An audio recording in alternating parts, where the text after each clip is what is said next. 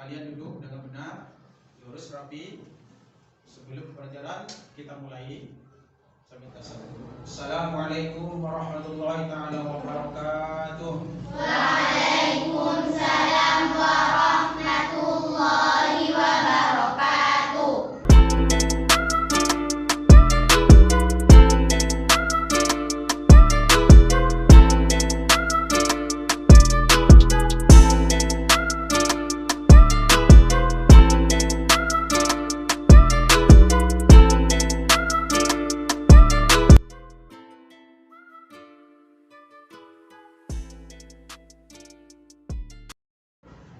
Kemudian setelah salam kita doa kepada Allah Subhanahu wa taala. Mudah-mudahan pembelajaran pada pagi ini mendapatkan ilmu yang manfaat dan barokah. Amin ya rabbal alamin. Al-Fatihah. Saya absen dulu ya. Oke, absen. Satu. Adela Putri Ingelasari. Hadir. Al-Jawaharatun Nafisa. Hadir.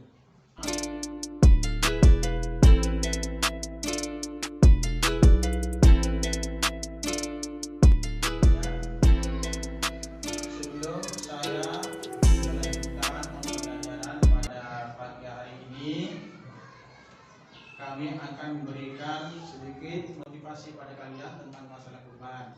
Kurban ini adalah merupakan aturan yang diajarkan dalam Islam. Tujuannya apa? Agar kalian yang diberi rezeki oleh Allah, kalian itu menjalankan perintah Allah dan rezekinya akan bertambah. Kemudian selain itu, kurban itu adalah nanti manfaatnya sangat besar. Nanti di akhirat orang-orang itu mempunyai kendaraan masing-masing. Ada kendaraannya nanti yang berupa masjid, ada kendaraan nanti yang berupa kurban. Untuk itu maka kalian nanti ketika sudah dewasa diberi rezeki oleh Allah, maka kalian harus berupaya melawan hawa nafsunya untuk melakukan kurban.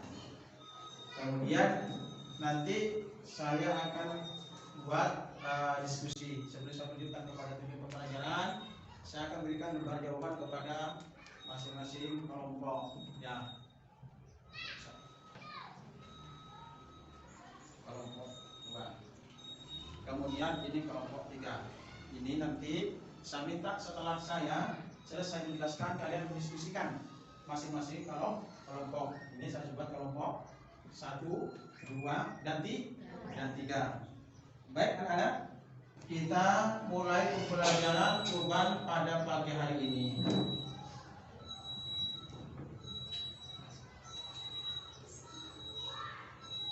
Konteks yang akan saya jelaskan tentang kurban pada pembelajaran pagi ini adalah yang pertama pengertian kurban, yang kedua jenis-jenis hewan kurban, kemudian yang ketiga adalah ketentuan kurban, serta yang keempat hikmah kurban. Ini yang akan Pak Guru jelaskan pada kesempatan pagi hari ini.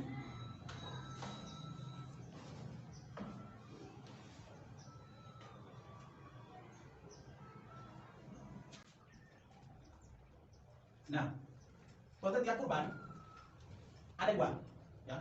Pertama, kurban menurut bahasa Arab, yaitu kurban yang berarti dekat. Kurban dalam Islam juga disebut dengan al-udhiyah, yang berarti binatang sembelihan seperti unta, sapi, kerbau, dan kambing yang disembelih pada hari raya Idul Adha dan hari tasyrik sebagai bentuk takarrub atau mendekatkan diri kepada Allah Subhanahu wa taala.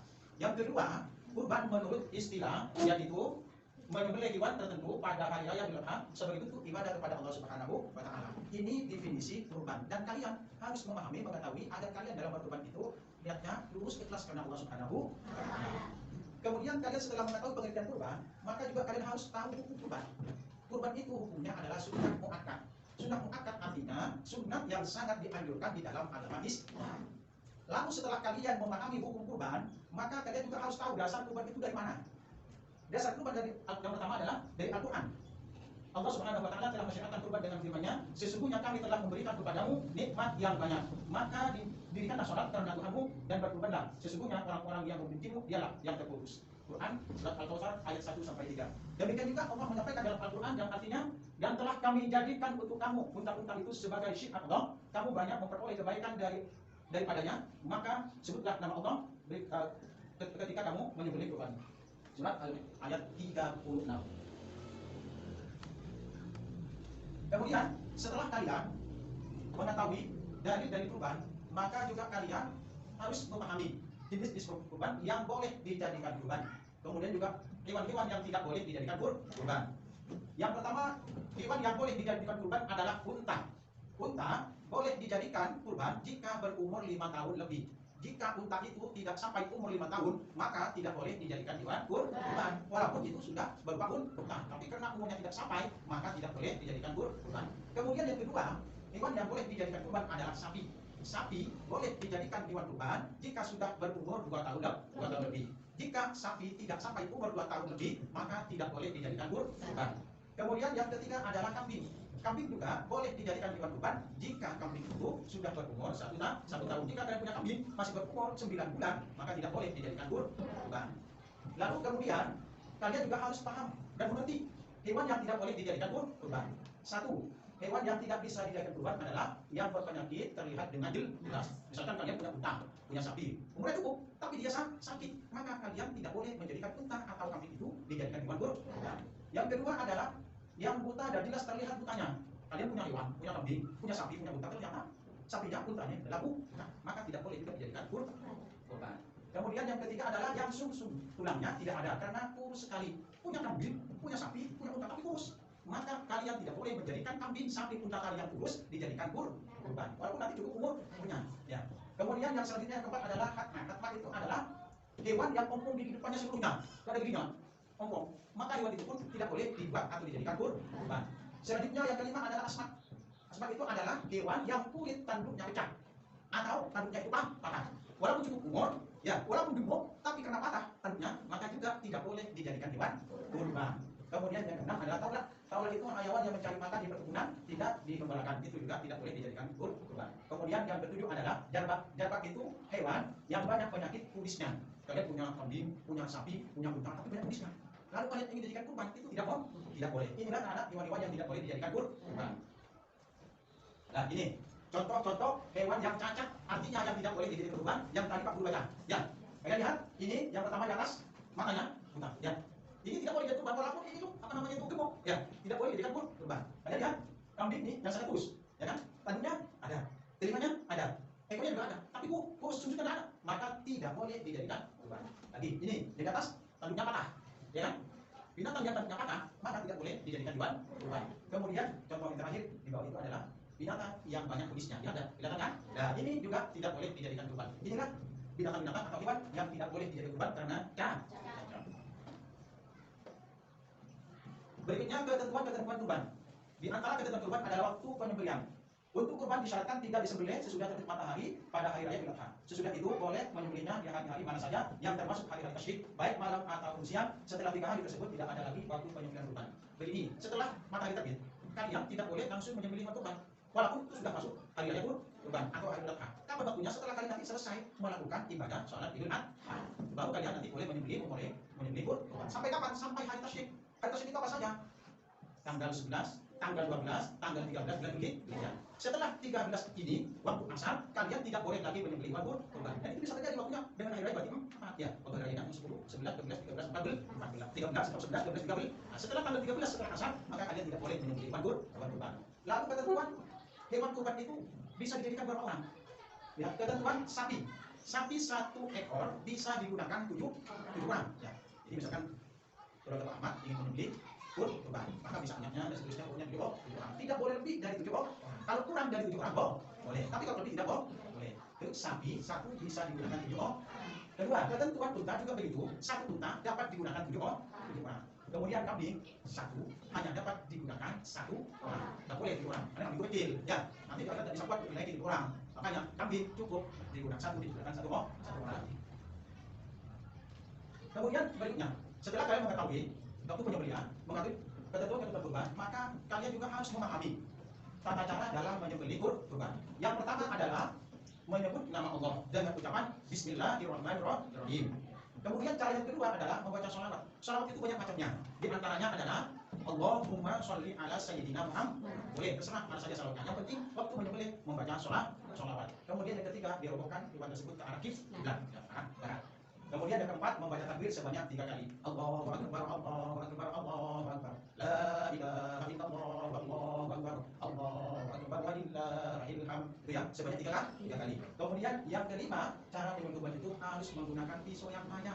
Tidak boleh kalian nanti menyembelih kemudian parah atau pisaunya tumpul. Karena kalau menyembelih menggunakan alat yang tumpul itu sama dengan kalian menyiksa binatang. Ya, padahal binatang itu harus diperlakukan sebagaimana layaknya juga karena merupakan makhluk Allah yang harus kita juga hargai. Walaupun boleh dengan cara disembelih, cara untuk memuliakan binatang adalah ketika menyembelih diantaranya pisaunya harus tajam. Nah, kemudian setelah hewan itu kalian sembelih selesai, maka tentu daging itu harus diberikan kepada orang yang berhak. Siapa saja orang yang berhak menerima kurban tersebut? Yang pertama orang-orang fakir miskin untuk mencukupi kebutuhan mereka pada hari itu. Yang kedua diberikan oleh kerabat untuk menyambung silaturahmi. Yang ketiga diberikan oleh tetangga sebagai bantuan. Yang keempat sepertiga dimakan sendiri dan keluarga. Pendistribusian daging kurban sebaiknya merupakan daging mentah karena hak mereka daging tersebut akan dimasak atau dijual kembali. Begini. Jadi ada pembagian dalam Islam itu. Fakir miskin mendapatkan sepertiga, kemudian tetangga termasuk kerabat mendapatkan sepertiga, termasuk juga yang berkurban itu boleh mendapatkan sepertiga. Asalkan yang berkurban itu bukan kurban nazar. Tapi kalau nanti kurban nazar bagi yang berkurban dan bagi keluarganya tidak boleh makan.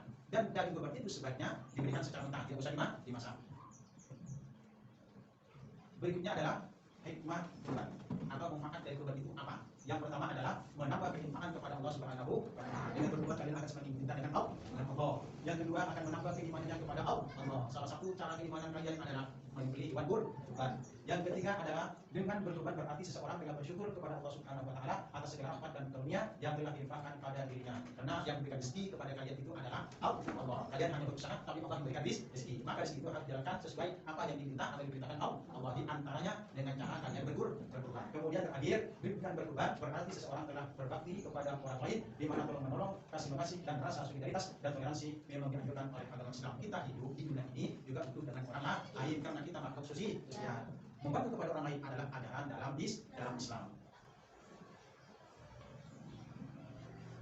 Nah, berikutnya kalian simak tata cara penyembelihan kurban berikut ini.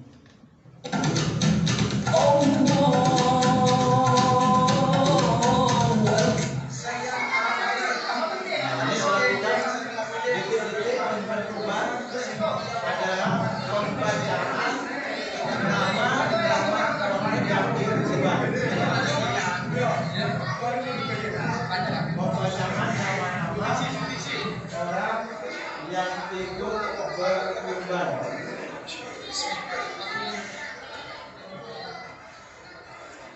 Yang kedua, kalian lihat cara merobohkan hewan dan menyembelih hewan.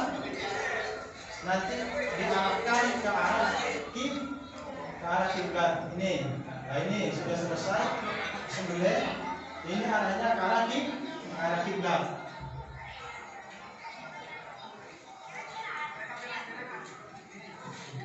Kemudian kalian juga melihat cara memuliti sapi yang akan diberikan tadi kepada fakir miskin, tetangga dan sebagainya. Nah ini caranya.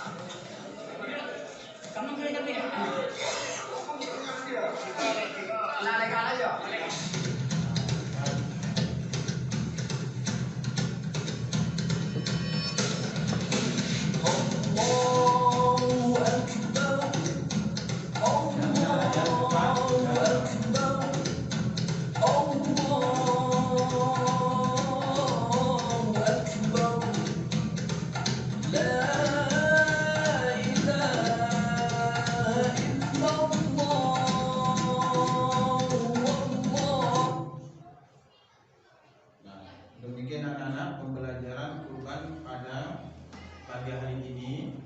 Kemudian setelah selesai kita belajar tentang kurban, maka saya minta kalian untuk mendiskusikan, ya, mendiskusikan hasil apa yang telah Pak Guru tadi sampaikan.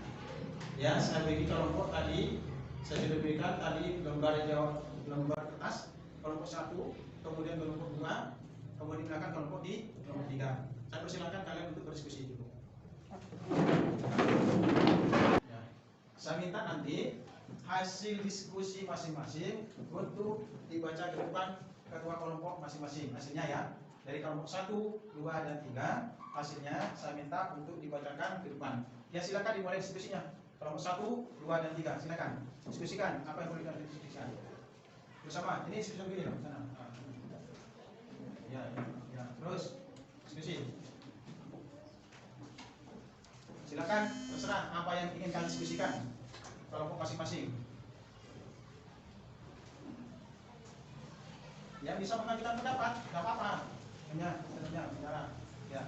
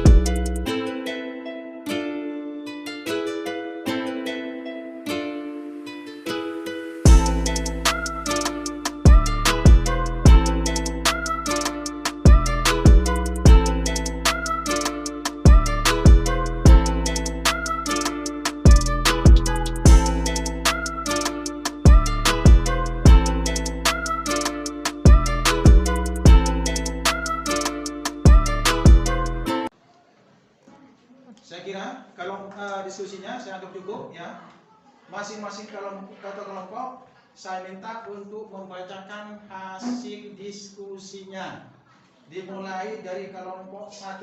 Ayo maju ke kelompok 1 untuk membacakan hasil diskusinya. Maju. Ya, dibaca. Yang keras. Berdasarkan hewan kurban, sapi umur 2 tahun lebih, unta umur 5 tahun lebih, kambing umur 1 tahun lebih. Ya, kalau kemudian kelompok 2. Menurut kelompok kami, tata cara pelaksanaan kurban: 1. Membaca basmalah, 2. Membaca sholawat, 3. Takbir 3 kali, 4. Menghadapkan hewan ke arah kiblat. Ya, bagus. Kemudian kelompok 3.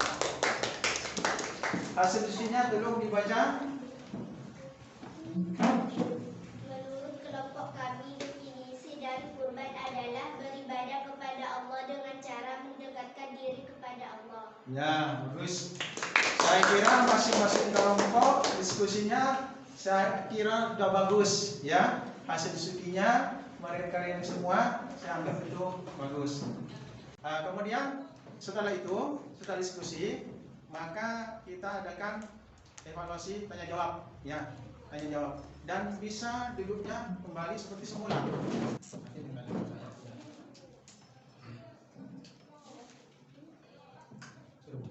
Setelah kita belajar tentang kurban, maka saya ingin tanya kepada kalian sampai di mana penjelasan kalian. Nanti pertanyaan saya yang bisa ajukan tangan ya.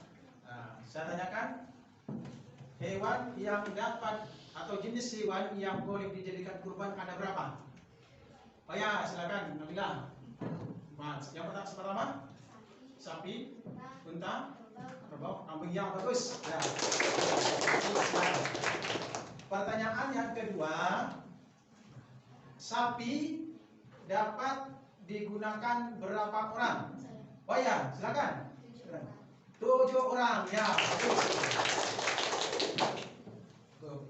Kemudian yang ketiga, pertanyaan yang ketiga, sapi bisa dijadikan kurban jika sudah berumur berapa tahun?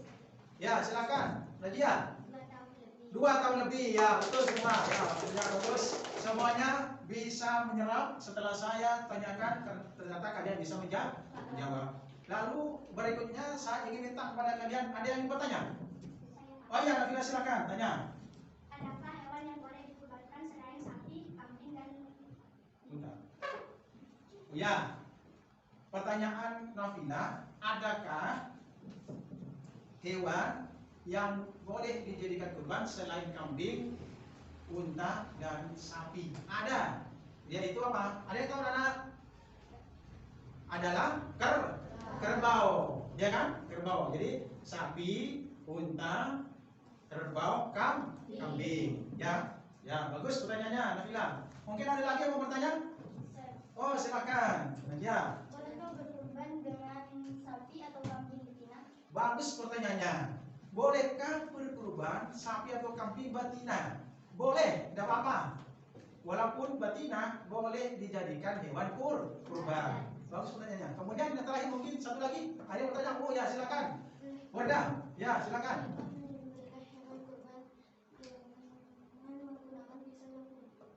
Pertanyaan juga bagus itu. Bolehkah menyembelih hewan kurban dengan pisau yang tumpul? Zamannya Pak Guru tidak boleh. Kenapa? Karena kalau kalian menyembelih menggunakan pisau yang tumpul, sama saja kalian menyiksa binatang tersebut. Makanya di antara syaratnya menyembelih kurban harus pisau nyata tajam. Ya, saya kira anak-anak bagus, cukup ya, sudah cukup. Kalian sudah mau bertanya dengan Pak Guru sudah dengan kalian semuanya. Saya kira kalian bisa menjawabnya dengan baik. Anak-anak yang saya banggakan, saya akan mengulang kembali tadi yang telah saya sampaikan di depan. Jadi kurban itu definisinya ada 2. 1 menurut bahasa, 2 menurut istilah. Menurut bahasa, kurban itu dari kata bahasa Arab kurban, yaitu menurut istilah, kurban itu adalah menyembelih hewan ternak pada hari raya Idul Adha sebagai bentuk beribadah kepada Allah. Kemudian tata cara kurban diantaranya harus menghadapkan ke arah kiblat, membaca basmalah, membaca apalagi sholawat dan seterusnya. Kemudian hewan yang tidak boleh dijadikan kurban diantaranya terlalu kurus, ya. Kemudian sakit, kemudian apa lagi? Tidak ada tanduknya, dan seterusnya. Terakhir Pak Guru ingin simpulkan bahwa hewan yang dapat dijadikan kurban pertama adalah hewan yang dapat dijadikan kurban adalah satu, harus cukup umur, yang kedua sehat, yang ketiga tidak cacat. Ya, ini kesimpulan pertama. Kesimpulan kedua adalah jenis hewan yang boleh dijadikan kurban adalah 4. Satu, unta umur 5 tahun lebih, kedua sapi umur 2 tahun lebih, ketiga kerbau umur 2 tahun lebih, yang keempat adalah kambing umur 1 tahun lebih. Kemudian yang ketiga adalah kesimpulan dulu bahwa kurban itu hukumnya adalah sunnah. Saya kira pertemuan kita pada pagi hari ini tentang pembelajaran kurban saya kira agak cukup, ya. Nah, sebelum Pak Guru salam, mari kita akhiri pertemuan pembelajaran pagi hari ini dengan kita berdoa kafaratul majlis. Bismillahirrahmanirrahim. Subhanakallahumma wa bihamdika asyhadu an la ilaha illa anta astaghfiruka wa atubu ilaik. Pak Guru akhiri dengan salam dan liqa ma'assalamah. Assalamualaikum warahmatullahi taala wabarakatuh. Waalaikumsalam warahmatullahi